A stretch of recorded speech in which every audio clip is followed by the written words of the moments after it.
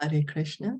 Jaya Jaya Shri Chaitanya, Jaya Nityananda, Jaya Advaita Chandra, Jaya Gaura Bhakta Vrinda. Jaya Jaya Shri Chaitanya, Jaya Nityananda, Jaya Advaita Chandra, Jaya Gaura Bhakta Vrinda. Jaya Jaya Shri Chaitanya, Jaya Nityananda, Jaya Advaita Chandra, Jaya Gaura Bhakta Vrinda. We continue reading from Sri Caitanya Caritamrita, Adi-Lila, chapter 6. We are hearing the glories of Advaita Acharya, and we are on the text 14 and 15. We began with this text yesterday. I'll just read the translation again. Just as the external energy consists of two parts, the efficient cause, nimitta, and the material cause, upadan, maya, being the efficient cause, and pradhan, the material cause, so Lord Vishnu, the Supreme Personality of Godhead, assumes two forms to create the material world with the efficient and material causes. We have been reading the purport by His Divine Grace, A.C. Bhaktivedanta Swami Srila Prabhupada, and we will continue reading. The great Vaishnava philosopher Srila Baladev Vidyabhushan has very nicely explained the materialistic conclusion in his Govinda Bhashya, a commentary on the Vedanta Sutra. He writes as follows. The Sankhya philosopher Kapila has connected the different elementary truths according to his own opinion. Material nature, according to him, consists of the equilibrium of the three material qualities, goodness, passion, and ignorance. Material nature produces the material energy known as Mahat, and Mahat produces the false ego. The ego produces the 5 objects of sense perception, which produces the 10 senses, 5 for acquiring knowledge and 5 for working, the mind and the 5 gross elements. Counting the Purusha or the enjoyer with these 24 elements, there are 25 different truths. The non-manifested stage of this 25 elementary truths is called Prakriti or material nature. The qualities of material nature can associate in 3 different stages, namely as the cause of happiness, the cause of distress, and the cause of illusion. The quality of goodness is the cause of material happiness. The quality of passion is the cause of material distress. And the quality of ignorance is the cause of illusion. Our material experience lies within the boundaries of these 3 manifestations of happiness, distress, and illusion. For example, a beautiful woman is certainly a cause of material happiness for one who possesses her as a wife, but the same beautiful woman is a cause of distress to a man whom she rejects or who is the cause of her anger. And if she leaves a man, she becomes the cause of illusion. So here, Baladev Vidyabhushan, he's written the Govinda Bhashya, his commentary. So he has explained that the materialistic conclusion, that he is saying that the Sankhya philosopher Kapila has connected the different elementary truths according to his own opinion. So he's trying to give us a clear understanding. We are going to hear in the Sankhya philosophy that how if we break down this material nature, yes, there are the 3 modes of material nature, then there are the senses, the knowledge acquiring senses, the sense objects, the working senses, the entire pradhan, mahatattva, and the living entity. So, and then here it says that, goodness is the cause of happiness, passion is the cause of distress, and ignorance is the cause of illusion. The 2 kinds of senses are the 10 external senses and the 1 internal sense, the mind. Thus, there are 11 senses. According to Kapila, material nature is eternal and all-powerful. Originally, there is no spirit and matter has no cause. Matter itself is the chief cause of everything. So this is the materialistic conception, saying that there is Originally, there is no spirit, no living entities. And matter also, there is no cause for it. There is no cause. So material nature is all-powerful. Material nature is eternal. Matter itself is the chief cause of everything. It is the all-pervading cause of all causes. The Sankhya philosophy regards the total energy, Mahatattva, the false ego, and the 5 objects of sense perception as the 7 diverse manifestations of material nature, which has 2 features, known as the material cause and efficient cause. So this is the atheistic Sankhya philosophy. This is not the true Sankhya philosophy, because we know that matter cannot produce spirit. Matter is dead, unconscious. It cannot produce spirit. We, the individual living entity, are not the products of matter. We are spirit. We are not matter. So the Purusha, and so we are continuing with this, trying to understand the explanation, the atheistic Sankhya, the Purusha, the enjoyer, is without transformation, whereas material nature is always subject to transformation. But although material nature is inert, it is the cause of enjoyment and salvation for many living creatures. Its activities are beyond the conception of sense perception, but still one may guess at them by superior intelligence. Material nature is one, but because of the interaction of the 3 qualities, it can produce the total energy and the wonderful cosmic manifestation. So this is trying to show that, oh, material nature, she is independent, that she's creating all these elements by herself. And not only that, she is also creating the spirit souls. And then she is the cause of our liberation. So this is trying to show that material nature is God. But we know material nature is not God. Material nature is inert. It's made of these material elements only, which are unconscious. So the transform, so anyway, and we know that we, the spirit soul, we are not matter. We are spirit. We are spiritual. Such transformations divide material nature into 2 features, namely the efficient and material causes. The Purusha, the enjoyer, is inactive and without material qualities, although at the same time, he's the master, existing separately in each and every body as the emblem of knowledge. By understanding the material cause, one can guess that the Purusha, the enjoyer, being without activity, is aloof from all kinds of enjoyment or superintendence. Sankhya philosophy, after describing the nature of Prakriti, material nature, and Purusha, the enjoyer, asserts that the creation is only a product of the unification or proximity to one another. With such unification, the living symptoms are visible in material nature, but one can guess that in the person of the enjoyer, the Purusha, there are powers of control and enjoyment. When the Purusha is illusioned for want of sufficient knowledge, he feels himself to be the enjoyer, and when he is in full knowledge, he's liberated. In the Sankhya philosophy, the Purusha is described to be always indifferent to the activities of Prakriti. So here, then again, they go on to say that the Purusha, he's there in every body, and he's there in all the different types of bodies, but he's aloof from the material nature. And then the creation, and how does the creation happen? Oh, because the Purusha is there and the material nature, Prakriti, is there. And so that's the reason suddenly these living symptoms are there. And what about this Purusha? Oh, sometimes he's illusioned. So he thinks that he is the enjoyer. And when he is in full knowledge, he gets liberated.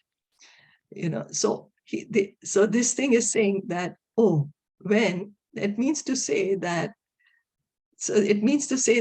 God, when God thinks that he is in illusion, when God is in illusion, not that he thinks when God is in illusion, when his ignorance is destroyed, then he thinks he's enjoying this material nature. And when God gets enough knowledge, when he gets perfect knowledge, then he understands that he's God. and he's liberated. That is the way they are trying to say. But how can God ever get in illusion? That can never happen. That's why he's God. Because then this goes to show that material nature is bigger than God. Then this goes to show that material nature is God. But there's a contradiction here itself then. So is that okay? Any comments? Anyway, we'll just read one. They are just trying to tell us the false Sankhya philosophy here, right? This is the false. Yes. Yes. So here, because here is said what Baladev Vidyabhushan, he's gonna logically try to show how this explanation is illogical. Okay. So there is one more verse about the same atheistic Sankhya.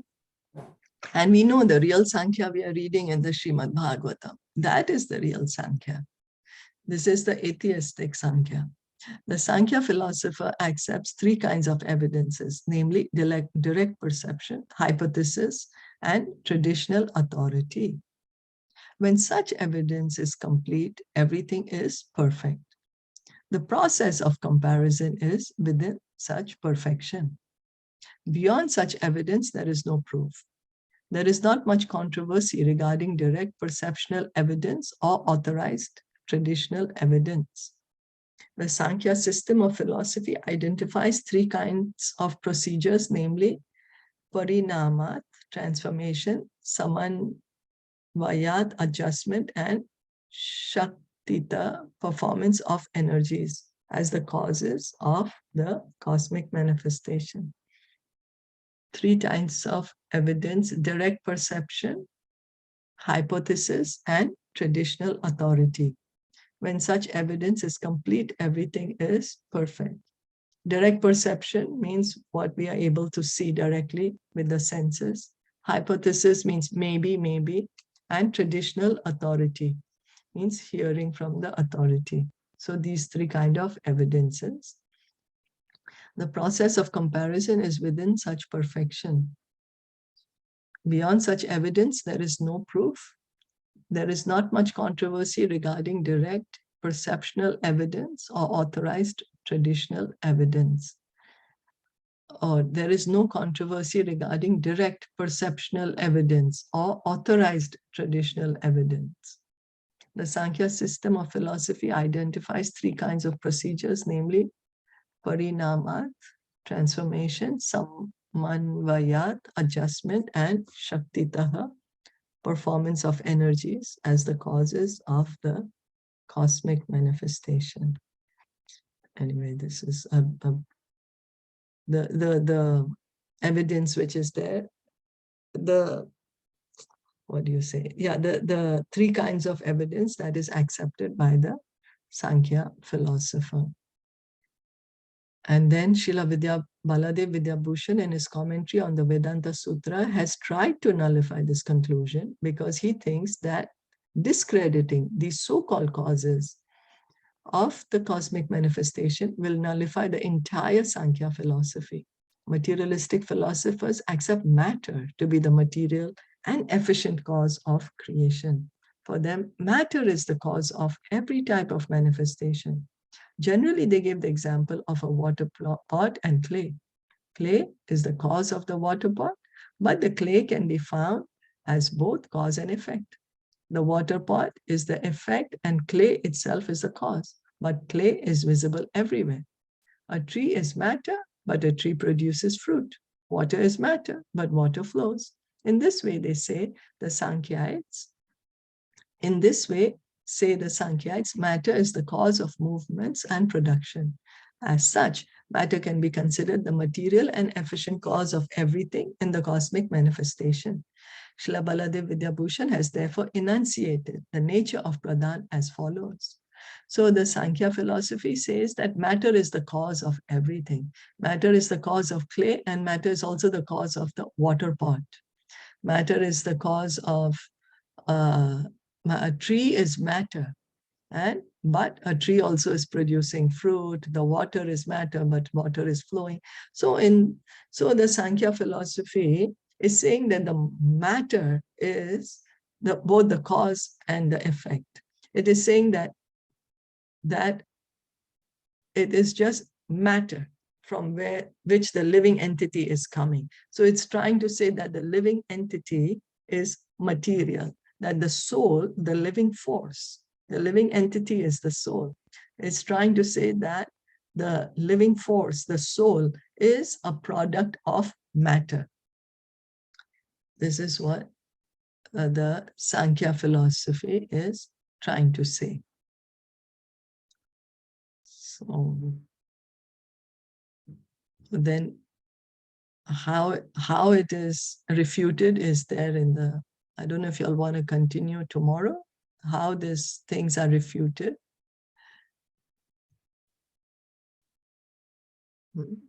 Material nature is inert, and as such, I'm sorry?